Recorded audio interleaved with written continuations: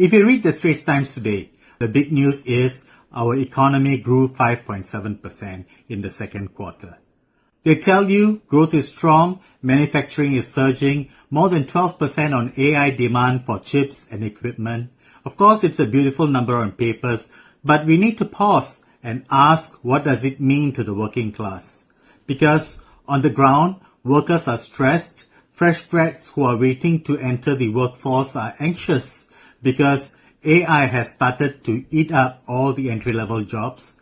Graduate interns are being forced to accept half of fast food workers' wages, and data seem to suggest that workers who are more highly educated, meaning if you have a degree, and workers who are skilled are not only being retrenched in large numbers, but they are also finding it harder to re-enter the workforce.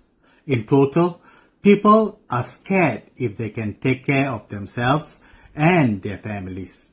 So, we must ask the only question that matters. Who is this AI growth for?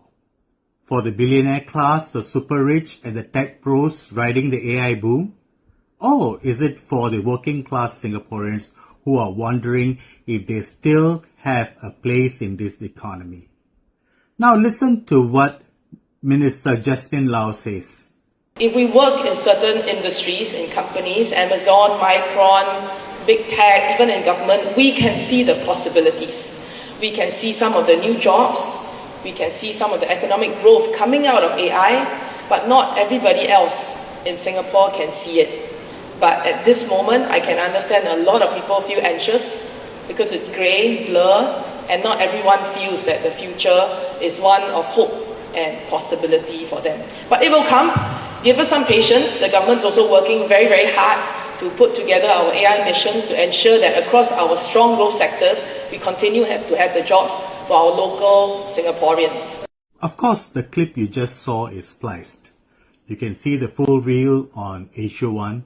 But what she's basically saying is that you're anxious, the future is grey and blur, we don't have clear answers yet, but please be patient.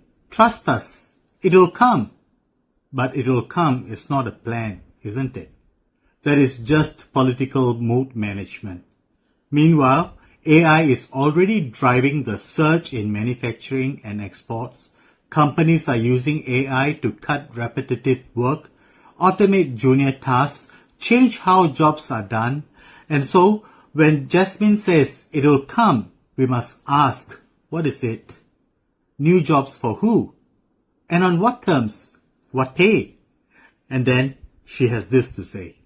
I think we wouldn't have achieved success if at the end of the day, we have 5 unicorns created in Singapore building AI products. We have students who are graduating, top of the cohorts who are great in AI. We would not have achieved success if the ones behind are not able to catch up. And here's where I have to be very blunt. Jasmine says we would not have achieved success if the ones behind cannot catch up. But look at the reality of Singapore today. The ones behind have not caught up, have they? In fact, there are more of them than a decade ago. Because 10 years ago, around a quarter of Singaporean households, that is about 250,000 to 280,000 families, they did not earn enough to live a minimally decent life. They were not just poor, but they were shut out from full participation in our own society because they simply don't earn enough.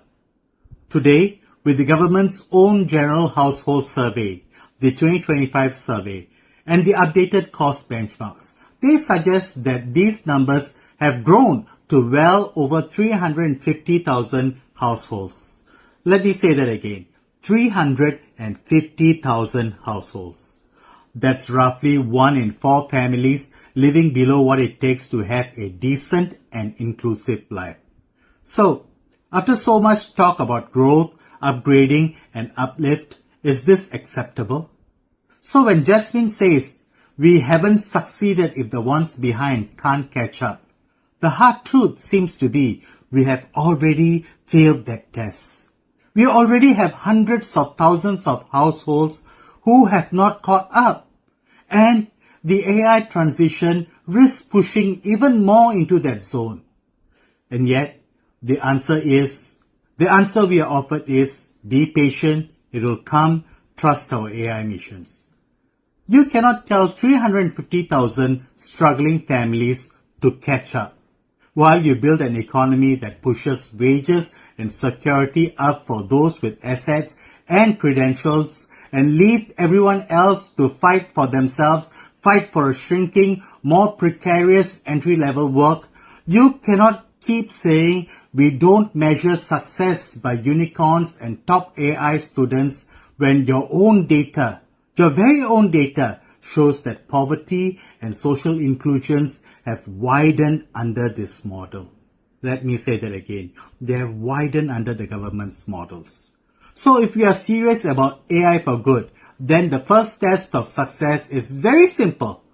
Do fewer families fall below a minimally decent, inclusive standard of living, or do more? Right now, the answer seems to be more. More families are unable to afford stable or affordable housing, transport, education, elder care, and more families are stretched thin across aging parents, unemployed children, rising care costs, and so on. So, I would dare venture and say we should not accept soothing lines like catch-up.